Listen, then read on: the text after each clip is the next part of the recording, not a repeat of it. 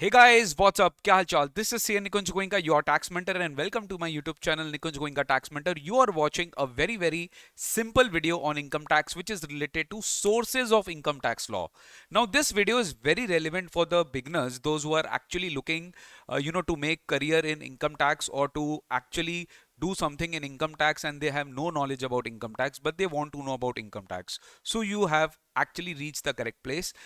Also, this video is relevant for all the foundation students, all the graduates, those who are actually going to appear for intermediate classes or they actually want to have a basic knowledge about income tax. तो video को last तक देखिएगा. As you all know about the title that I am going to cover sources of income tax law in this video. Now we need to understand कि in India there are actually two kinds of taxes: direct tax and indirect tax. Direct tax is a tax which is levied on the income of a person, that is directly levied on the person on whom the tax is going to be collected. The famous tax, the most common tax of direct form of direct tax is income tax. Now when I speak about income tax, when I speak about income tax, so आपके mind में एक basic query होगा कि when I speak about income tax, what are the sources of income tax law, as in कि is there any law behind income tax? Obviously yes, because Constitution of India will not allow to impose any tax to the parliament without any law. मतलब बिना law के tax नहीं लगाया जा सकता. ऐसा कौन कहता है? Constitution of India. तो it prevents the government to arbitrary collect tax. So if you want to collect tax, you have to have a law, and therefore income tax is also considered to be income tax law. तो अपने क्या पढ़ते हैं? Income tax law पढ़ते हैं. तो when I से income tax law, अपने माइंड में क्या क्या चीज आता है? अपने माइंड में sources of income tax law आता है, और इसी के बारे में मैं इस वीडियो में बात करने वाला हूं. तो इनकम टैक्स लॉ का अगर हम सोर्सेज को हम अच्छे से समझे, तो इनकम टैक्स लॉ का सबसे प्राइमरली सबसे इंपॉर्टेंट लॉ जो है वो है income tax act 1961. Act, this is known as act. An act is basically it contains provisions. I repeat, it contains provisions. इसमें बहुत सारे प्रावधान है, बहुत सारे clauses है, sections है, subsections है, variety of provisos है. मैं इसके बारे में डिस्कस करूंगा, जो divided है various sections में.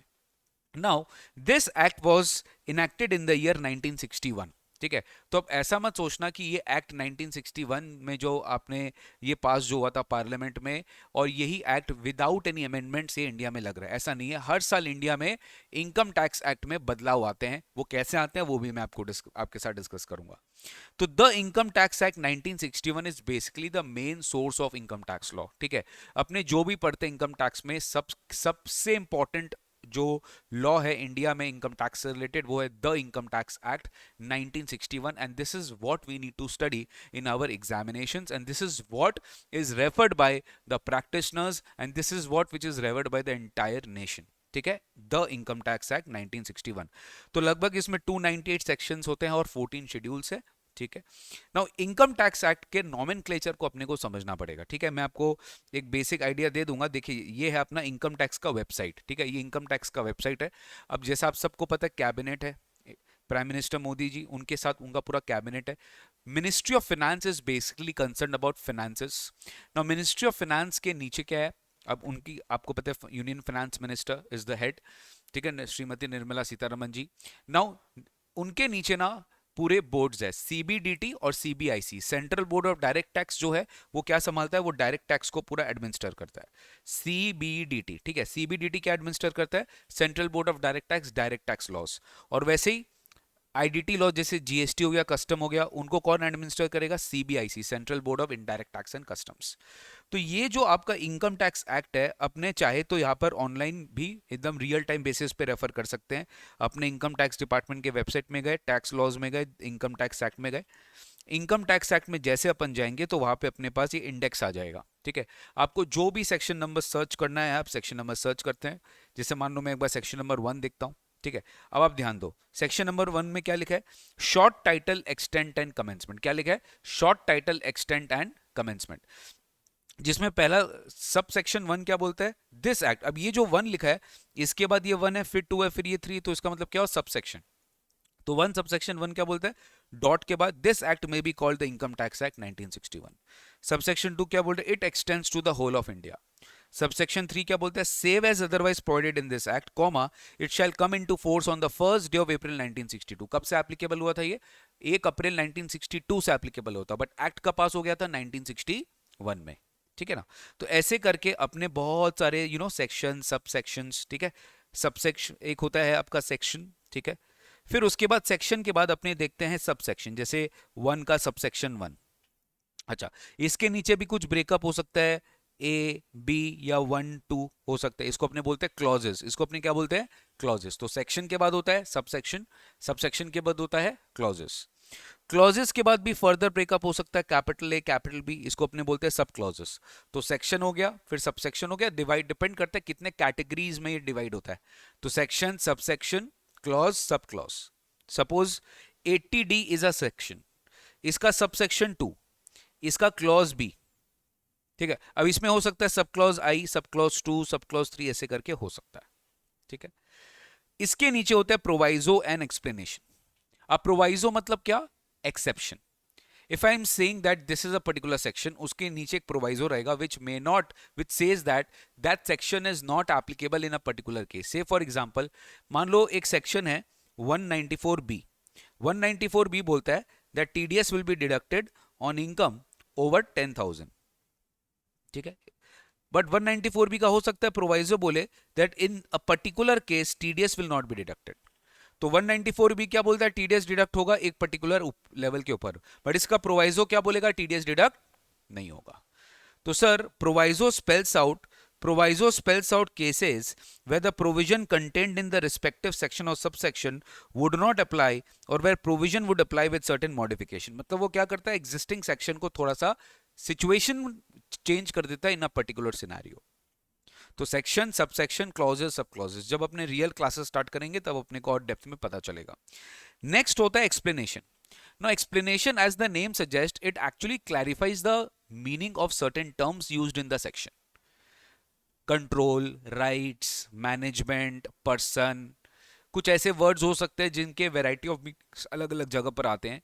तो एक पर्टिकुलर एक्सप्लेनेशन अगर कहीं पे इंसर्टेड है तो उसका पीछे एक रीजन है कि that actually clarifies the intent of the law. तो explanation gives a clarification relating to the proviso or provision contained in the respective section। तो ये है आपका इनकम टैक्स एक्ट 1961। आप देखो, अगर मैं आपको डिटेल में दिखाऊं तो टैक्स लॉज में गए, इनकम टैक्स एक्ट में गए, ठीक है। इनकम टैक्स एक्ट में जाने के बाद आपको यहाँ पर लाइन से सीरीज दिखेगा, ठीक है। इनफैक्ट आपको ये पीडीएफ भी मैं दिखाते देता हूँ। ये रिसेंटली अभी जो income tax act final amendments के बाद, ठीक है, इन्होंने एक पीडीएफ भी बना दिया है, फाइनेंस एक्ट 24। इसके बारे में डिस्कस करेंगे कि फाइनेंस एक्ट क्या होता है। बट ये लेटेस्ट आपका जो भी है गाइस, ये आपका लेटेस्ट इनकम टैक्स एक्ट है। अब जैसे देखो सेक्शन 1 में क्या लिखा है, short title, extent and commencement, वैसे सेक्शन 2 में डेफिनेशंस है, डेफिनेशंस के नीचे क्लॉजेस है। फिर उसके बाद आपको सेक्शन 7 मिलेगा, 8 मिलेगा, 9 मिलेगा, 3 4 5 6 सब तरह के आपको सेक्शंस यहाँ पर मिलेंगे सर, ठीक है ना। जैसे देखो सेक्शन 9 है, इसका सब सेक्शन 1, इसका सब सेक्शन 2, इसका सब सेक्शन 3। अच्छा, सब सेक्शन 3 हुआ, ठीक है, refer to in sub section 1, ठीक है। फिर इसके क्लॉजेस भी है, अलग अलग क्लॉजेस। फिर इसके देखो प्रोवाइजो हो गए। तो रियल लाइफ एग्जांपल देखिए, मैं आपको समझा रहा हूँ कि देखो ऐसे होता है। सबसेक्शन 4 हो गया, इसका क्लॉजेस, सबसेक्शन 5 6 7 8 8 ए 9, ये सब सबसेक्शन ही चल रहा है, 9 A B C D E, ये सब क्लॉज हो गया सबसेक्शन 9 का, ठीक है ना। ठीक है, तो ये हो गया सर अपना income tax act 1961। This is the main law and this is what we need to study. Next है अपना इनकम टैक्स रूल्स। अब एक्ट कहां पास हुआ सर, एक्ट पास हुआ पार्लियामेंट में, ठीक है ना। एक्ट किधर पास हुआ, पार्लियामेंट में, because income tax is a central tax, it's a central levy. जो भी इनकम आता है वो गवर्नमेंट ऑफ इंडिया को जाता है, स्टेट गवर्नमेंट को नहीं जाता है। तो ये स्टेट के पास नहीं जाता है, इसलिए इसका लॉ पार्लियामेंट में पास होगा। सिमिलरली ये तो एक्ट बन गया, but tell me one thing, क्या पॉसिबल है इनकम टैक्स एक्ट में हर चीज लिखने का? क्या पॉसिबल है इनकम टैक्स एक्ट में, इनकम टैक्स एक्ट में ये भी लिखने का कि कौन से फॉर्म फाइल करने हैं, कौन से आईटीआर फाइल करने हैं, कब फाइल करने हैं, क्या टाइम लिमिट है, और प्रोसीजरल मैटर जो है, गाइडलाइंस जो, क्या प्रोसीजर, क्या सब चीज इनकम टैक्स एक्ट में लिखना पॉसिबल है? The answer is no, and that is why income tax rules 1962 has been introduced. Now ये जो रूल्स है, this is made by CBDT, ठीक है। और ये पावर किसने दिया है? एक्ट ने पावर दिया है। एक्ट ने पावर दिया कि भैया central board of direct tax और government of India, they can make the rules, income tax rules. और ये रूल्स कब आया? 1962 में आया, बिकॉज जब तक रूल्स प्लेस नहीं हो जाता तब तक एक्ट इंप्लीमेंट नहीं हो जाता, इसलिए 1 अप्रैल 1962 से the act was applicable, although act पास हो गया था 1961 में। तो रूल्स कब आया? 1962। तो rules basically gives us some guidelines procedure, उसके भी अलग अलग रूल सब रूल है ये सब, ठीक है। तो rule contains the procedure to be followed while complying the provision of the act. The CBDT governs the administration of the act in India for which purpose it frames rules from time to time. ध्यान रखे, CBDT parliament नहीं है। CBDT का खाली काम क्या? Rule बनाना, act बनाना नहीं है। एक्ट कहां पास होगा? पार्लियामेंट में होगा, ठीक है। चलिए, अब ये सबसे इंटरेस्टिंग बात है कि सर आज भी इनकम टैक्स एक्ट 1961 इंडिया में लग रहा है। क्यों सर? क्या हर साल इनकम टैक्स एक्ट बदलेगा? हाँ, बट इनकम टैक्स एक्ट जो बन चुका, वो एक्ट को बार बार पास नहीं किया जाता है। उस एक्ट में, जैसे मैंने आपको दिखाया गाइस, इस एक्ट में ना बहुत सारे प्रोविजंस होते हैं। इस एक्ट में इतने सारे प्रोविजंस है। अब इनमें से कोई भी वर्ड को, कोई भी सेंटेंस को, कोई भी सेक्शन को, कोई भी सबसेक्शन को if it has to change, then it can bring change to finance act, ठीक है। वो पहले बिल बनता है, जैसे बजट के बारे में आप सुने होंगे, 1 फरवरी को एवरी ईयर बजट आता है। इलेक्शन वाला साल में 2 बजट आता है, गवर्नमेंट फॉर्म करने के पहले, गवर्नमेंट फॉर्म करने के बाद। मतलब गवर्नमेंट इलेक्शन के पहले एक बजट लाएगा, इंटरिम बजट लाएगा, और एक फुल फ्लेजेड बजट लाएगा गवर्नमेंट फॉर्म करने के बाद, ठीक है। तो यहाँ पे 2 तरह के 2 बार बजट आता है इलेक्शन वाले साल में, वरना नॉर्मल टाइम में एक ही बार बजट आता है 1 फेब को। तो जिस दिन बजट आता है उस दिन एक बिल आता है। पहले क्या आता है? बिल, एक finance bill finance bill Lok Sabha में प्रेजेंट होता है। Once it gets approved in Lok Sabha, it goes to Rajya Sabha. Once it gets approved from Rajya Sabha, it goes to President for its assent, and then it becomes Finance Act. फिर वो क्या बन जाता है? Finance Act बन जाता है। तो Finance Act बनते ही फिर आप उसको क्या करते हो? आप उसको मतलब वो इंप्लीमेंट हो जाता है इंडिया में, और फाइनेंस एक्ट के साथ इनकम टैक्स एक्ट पढ़ना पड़ता है। जैसे अभी फाइनेंस एक्ट 2024 आया हुआ है, that is interim budget, but अभी फाइनेंस एक्ट नंबर 2024 ये बाकी है अभी। ये post budget, I mean post election जो बजट है, एज ऑन डेट जिस दिन मैं वीडियो बना रहा हूँ उस दिन ये बाकी है। हो सकता है अगर वीडियो अगर 3-4 महीना 5 महीना बाद कोई बात देख रहा हो ये वीडियो, तो हो सकता है उस समय आ गया हो, ठीक है। तो 2024 में 2 बजट आएगा, ठीक है। एक आ चुका, एक आने वाला है। तो इसको हम बोलते हैं it brings amendments in the income tax laws, various financial laws through finance bill. ये बहुत इंपॉर्टेंट होता है, ठीक है। तो finance bill is basically introduced in the parliament for implementing the tax proposals in the budget. When the finance bill is approved by the parliament, gets assent of the president, it becomes the finance act. Amendments are made every year to the act and the tax laws by the finance act, ठीक है। और यहां तक कि income tax calculate करने के लिए जो अपने को इनकम टैक्स रेट चाहिए होता है, that is also prescribed in finance act. क्यों? उसका रीजन मैं आपको बताता हूं। इनकम टैक्स एक्ट में जो फ्रीक्वेंट चेंजेस गवर्नमेंट करेगी based on the cost of living, based on the inflation, वो होगा टैक्स स्लैब्स में। तो something which keeps on changing वो हमेशा फाइनेंस एक्ट में रखेंगे। इनकम टैक्स एक्ट में जनरल टैक्स रेट्स है जो जनरली कम चेंज होता है, जैसे लॉटरी इनकम, कैजुअल इनकम, ये सब पे 30% टैक्स लगता है, कैपिटल गेन पे 20% टैक्स लगता है, ब्लैक मनी वाले इनकम पे आपका जो है स्पेशल टैक्स रेट है। तो वो चेंज नहीं होता है, वो इनकम टैक्स एक्ट में ही है। बट जो अपना स्लैब रेट है, जैसे कंपनी का 30% है, कुछ की सिचुएशंस में 25% है, तो ये सब कहां पर मेंशन्ड है? एनुअल फाइनेंस एक्ट में मेंशन्ड है। तो एनुअल फाइनेंस एक्ट में पता है इनकम टैक्स रेट्स भी मेंशन किया जाता है। नेक्स्ट सबसे इंटरेस्टिंग है, अब मुझे एक बात बताइए, क्या पूरे साल में, क्या पूरे साल भर में अमेंडमेंट्स अगर आते हैं तो क्या वो एनुअल फाइनेंस एक्ट में आते हैं? हाँ सर, फाइनेंस एक्ट के थ्रू अमेंडमेंट्स आते हैं, बट गवर्नमेंट को कोई रोका नहीं है, because I tell you, income tax act में as well as income tax rules में time to time government can make any law